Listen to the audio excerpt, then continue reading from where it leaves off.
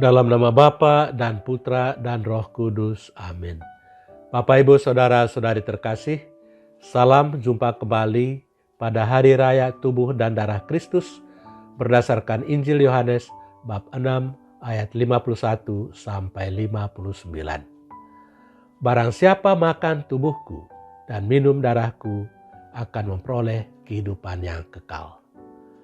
Bapak, Ibu, Saudara-saudari terkasih, pada tahun 1980-an, sebuah gempa bumi hebat menggoncang Armenia yang pada waktu itu masih merupakan negara bagian dari Uni Soviet.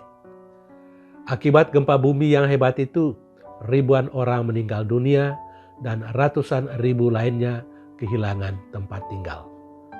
Regu penyelamat datang dari Eropa dan Amerika untuk menolong korban gempa bumi yang dahsyat itu.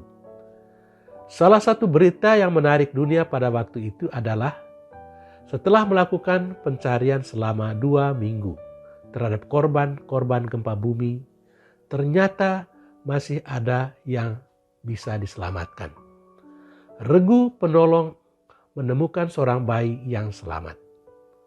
Bayi itu kelihatan sehat dan sepertinya tidak kekurangan sesuatu apapun. Di samping bayi itu, tergeletak ibunya yang sekarat karena kehabisan darah. Dari lengan ibu itu, keluar tetesan-tetesan darah. Para anggota regu penolong itu yakin bahwa anak itu selamat karena telah menghisap darah ibunya. Anak itu selamat, tetapi tidak lama sesudah itu ibunya meninggal dunia. Bapak, Ibu, Saudara-saudari terkasih, Injil hari ini berbicara tentang darah yang memberikan kehidupan. Jikalau kamu tidak makan tubuh Putra Manusia dan minum darahnya, kamu tidak mempunyai hidup di dalam diri kamu. Barang siapa makan tubuhku dan minum darahku, ia memperoleh hidup yang kekal. Sabda Yesus ini sulit kita pahami kalau kita tidak menghubungkannya dengan perjamuan Paskah dan perjanjian yang diadakan oleh Yahweh dengan umat Israel di Gunung Sinai. Perjanjian yang diadakan di Gunung Sinai antara Yahweh dengan umat Israel adalah perjanjian yang diteguhkan dengan darah binatang. Dalam perjanjian Paskah, Yesus memberikan makna baru kepada perjamuan Paskah. Piala yang mereka minum adalah darahnya sendiri, darah yang ditumpahkan bagi banyak orang, dan bukan lagi darah binatang korban. Karena itu, bagi orang-orang Katolik, kehadiran Yesus di dalam Ekaristi Kudus adalah sungguh-sungguh nyata. Di dalam diskursus tentang roti hidup, sebagaimana diceritakan dalam Injil Yohanes bab 6, termasuk dalam Injil hari ini, Yesus berkata, "Akulah roti hidup yang turun dari surga. Jikalau seorang makan dari roti ini, ia akan hidup selama-lamanya.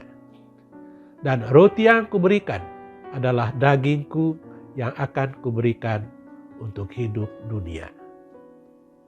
Orang-orang Yahudi yang mendengar perkataan itu bertengkar di antara mereka tentang bagaimana mungkin Yesus memberikan darahnya sendiri untuk dimakan.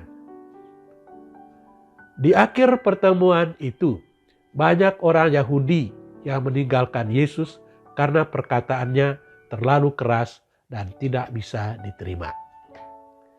Andai kata pada waktu itu Yesus tidak sungguh-sungguh memaksudkan bahwa tubuhnya adalah benar-benar makanan dan darahnya adalah benar-benar minuman, tentu dia akan memanggil kembali orang-orang Yahudi itu dan menyampaikan bahwa saya tidak bermaksud menyatakan hal seperti itu. Tetapi yang terjadi adalah dia membiarkan mereka pergi karena apa yang dikatakannya itu adalah sungguh-sungguh benar.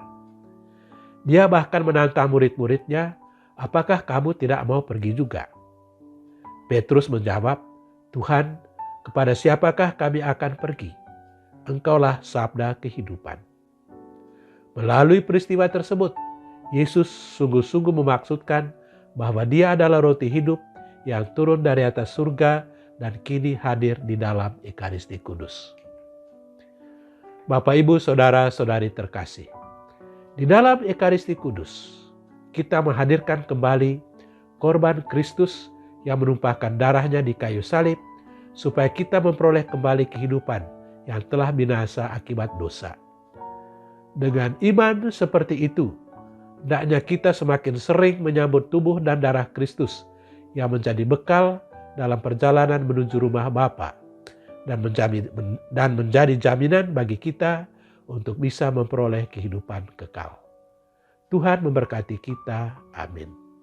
Dalam nama Bapa dan Putra dan Roh Kudus. Amin.